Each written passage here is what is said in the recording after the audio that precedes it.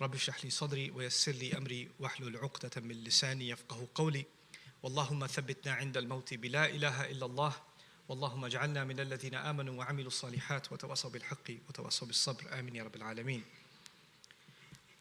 In today's khutbah, I will be speaking with you mostly about a single ayah of Surah An-Nahl. Surah An-Nahl is the 16th surah of the Quran, and this is the 72nd ayah.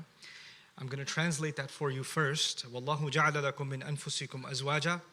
That Allah furnished for you, provided for you, from your own selves, spouses. وَجَعَلَ لَكُم مِّنْ أَزْوَاجِكُمْ بَنِينَ. And from your spouses, He provided for you children. وَحَفَدَةً. And those of service to you. It's also translated grandchildren. We'll talk about that in a second. So it could mean children and grandchildren. وَرَزَقَكُم مِّنَ الطَّيِّبَاتِ. And He provided you of all kinds of good and pure things. أَفَبِالْبَاطِلِ يُؤْمِنُونَ. Then are they going to believe in falsehood after all of that? وَبِنِعْمَةِ اللَّهِ هُمْ يَكْفُرُونَ. And are they going to be disbelieving in the favor of Allah?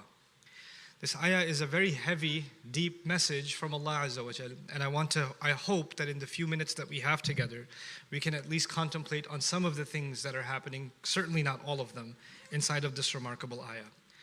Many places in the Quran, Allah will talk to us about things that He's done for us as a favor. The things that He's created around us that are beautiful or of service to us, that benefit us. And we should contemplate on that and become grateful to Allah. Clearly, the message in this ayah is to become grateful because the ayah concludes, وَبِنِعْمَةِ اللَّهِ هُمْ يَكْفُرُونَ, that they are ungrateful to the favor of Allah. That, if you work backwards from that, then that means that everything Allah has mentioned in this ayah is something I should be grateful for. So the spouse, husband and wife, children, and then grandchildren, and beyond grandchildren, as we'll talk in a second, are all people in my life I should be grateful for. This already becomes a big challenge because it's easy to be grateful for an apple. It's easy to be grateful for your car because the car does exactly what you want it to do. You know, it's easy to be grateful for food on the table because it provides you nutrition immediately. It's easy to be grateful for the job because you get a paycheck at the end of the day, right? They're easy to be grateful for clothes because they cover me and they protect me from the elements. It's easy to be grateful for things, the benefit of which I see immediately. But I don't know about being grateful for the wife or the husband or the children and I mean, that can get complicated. Seriously, have you met them? Because you want me to, they're a blessing? Have you met my dad? That's supposed to be a blessing. Have you met my kids? Do you know how they talk to me? They're supposed to be a blessing. I'm supposed to be grateful for this? Like it's easy for me to just translate the ayah and say, hey, Allah wants us to be grateful for our spouses, our children, our grandchildren. And by the way, to make this more complicated and interesting, hafada is used for grandkids. And actually the conventional plural for hafid is a grandchild, is actually ahfad and hufada. That means grandkids. And hafada, at-Tabari, others also commented, is kullu man yu'in wa yakhdim, everyone who serves. Everyone who's of service to you by way of getting married, everyone who comes to your aid, or everyone that gets connected to you by way of getting married is actually part of hafada. So Mujahid early on even considered in-laws part of hafada. So here's an ayah in the Quran about in-laws, if anybody was wondering. And what makes it even more complicated is we're supposed to be grateful for our in-laws. What? Seriously, those people? You know, after everything I've been through with them, I'm supposed to be grateful for them? What this is why when I say an ayah, we can read it, we can read the translation and move on, or we can stop and say, wait, this is about me? How is this about me? This must be talking about someone else. They must have children that they should be grateful for because they have good kids. They don't have my kind of kids. They must have a spouse that gives them peace, not my spouse. They only give me anxiety and trouble and arguments. That's all they give me. They don't give me a reason to consider. And so it's easy for them to be grateful for the favor of Allah, but I can't possibly be grateful for this.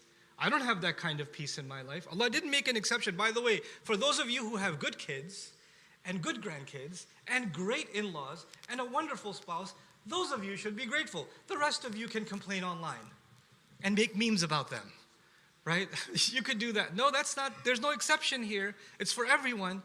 And then if you and I ponder about this a little deeper, if you study the Prophet's lives, many of them, they have a lot of trouble coming from their spouse, like Nuh alayhi salam or Lut alayhi salam. Some prophets have trouble coming from their children, like Nuh alayhi salam or Yaqub alayhi salam. They're getting trouble from their children. Ibrahim alayhi salam is worried that his grandkids and their future generations are going to fall into shirk. And it actually happens from the children of Ibrahim alayhi salam. So all of that is a reality, and no one knows that reality better than Allah Himself, and that same Rabb is telling me to be grateful at the end of this ayah. So the first thing I wanted to do in this khutbah is to present this almost riddle to you. How are we supposed to unlock this? How are we supposed to make sense of this? Because Allah Azza wa Jalla has commanded us, or actually even complained to us, أَفَلَا يَتَدَبَّرُونَ الْقُرْآنَ أَمْ عَلَى قُلُوبٍ أَقْفَالُهَا. Don't they contemplate deeply the Quran, or do hearts have their own locks placed on them? One of the ways you can think, and I can think about that ayah, is if I'm refusing to think about what Allah says and contemplate it, maybe something hasn't unlocked in my heart yet. Like I'm not really thinking about it from my heart and really applying it to myself, and it's keeping me from contemplating. So I pray that Allah unlocks all of our hearts as we contemplate His word. So now, stepping a bit further back, let's pay attention to the end of the ayah again. He says, أَفَبِالْبَاطِلِ يُؤْمِنُونَ وَبِنِعْمَةِ اللَّهِ هُمْ يَكْفُرُونَ. Are they going to believe in falsehood? Strange thing to say. Are they going to believe in falsehood?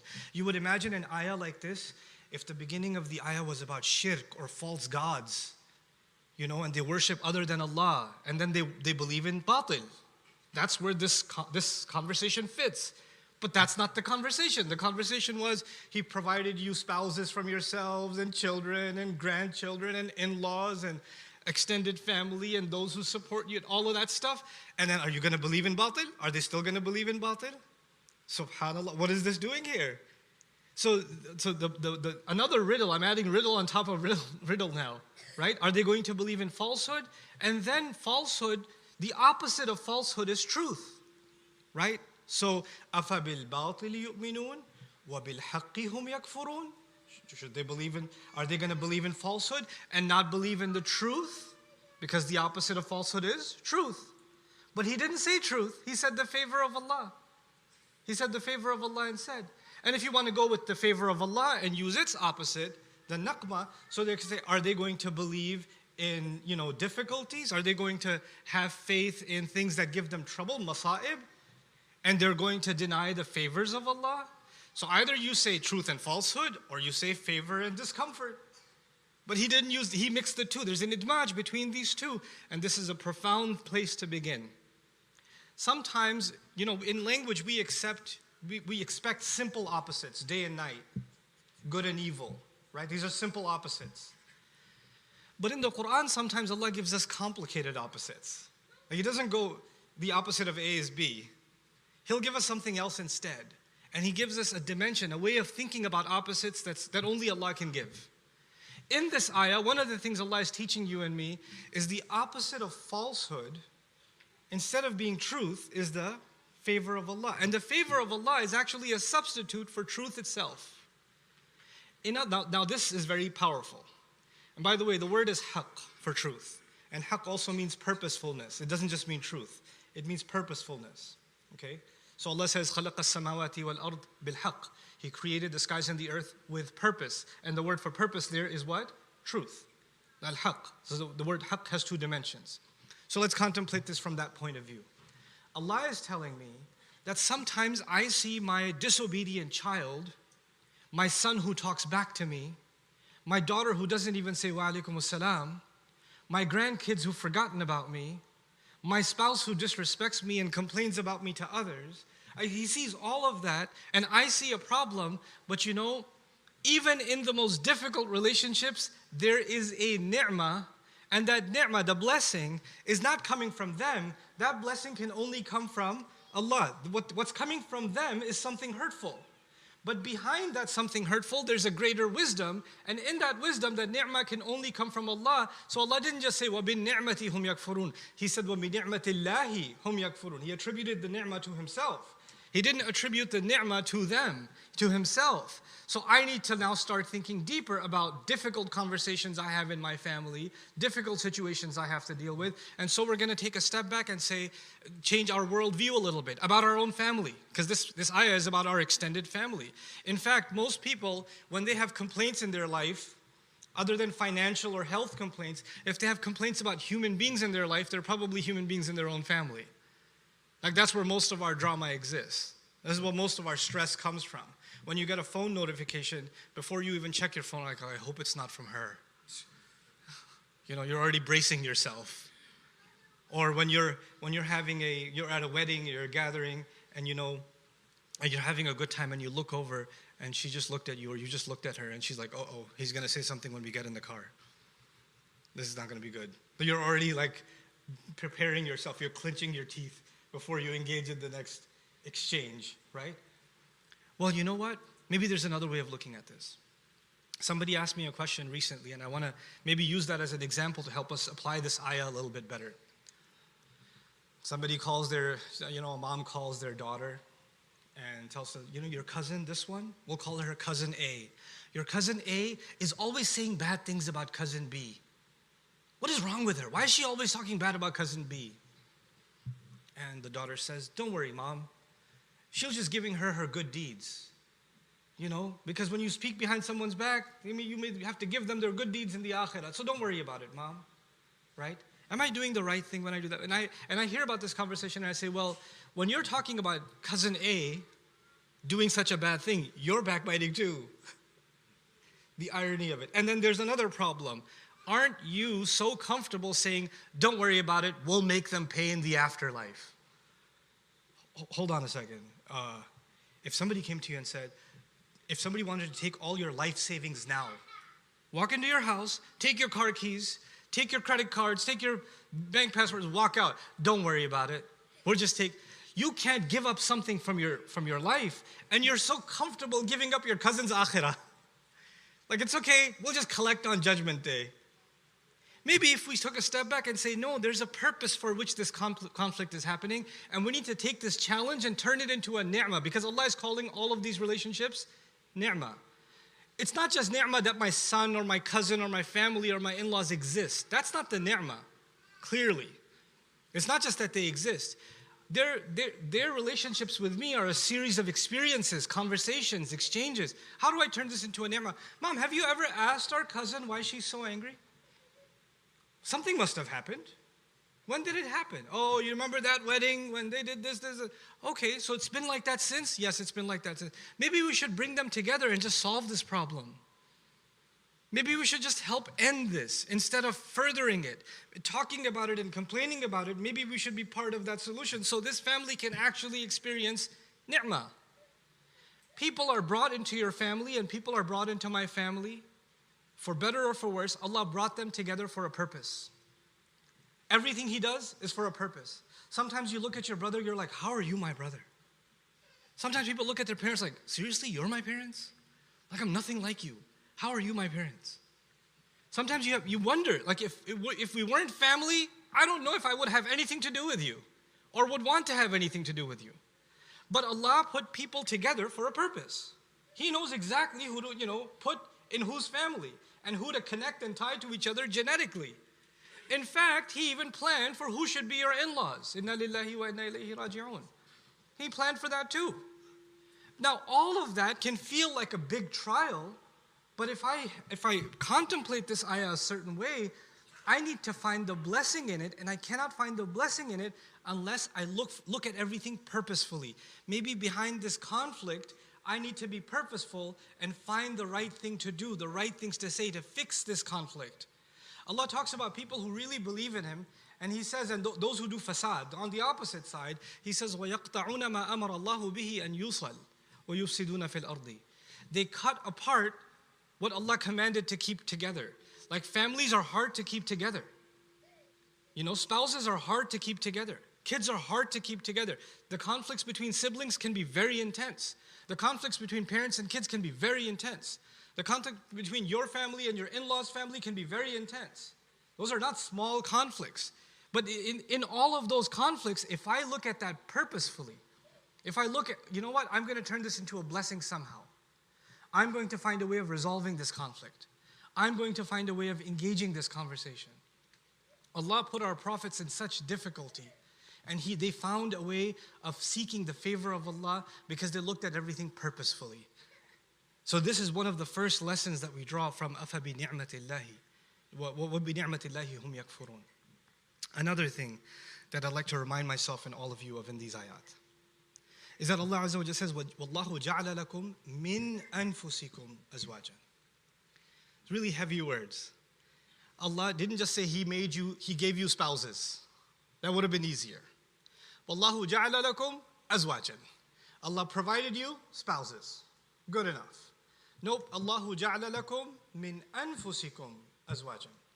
Allah furnished for you, provided for you from your own selves, from within yourselves. Now, contemplating this, some of us had really interesting thoughts. Who are you? You and I are human beings. And the word, to be human, the word insan, is tied to uns and isti'nas. It's tied to compassion, love, care, courtesy. Those are feelings that human beings were given inside of them. To have regard for somebody else's feelings. Like, for example, when Allah says about not entering people's homes without permission. Like if you went to some friend's house, you can't just walk in, right? حَتَّى تَسْتَأْنِسُوا, until you can feel that you're wanted, right? And so you shouldn't go at 3 a.m. to your friend's house and say, he doesn't mind. I can just walk in. No, you can't just walk in, and you shouldn't go at an uncomfortable hour. You should have the sense of when this is a courteous thing to do. The word for human beings is actually directly tied to the word for care, courtesy, feelings, love, compassion. Uns and isti'nas. Allah says He made my spouse from the same elements that He made me.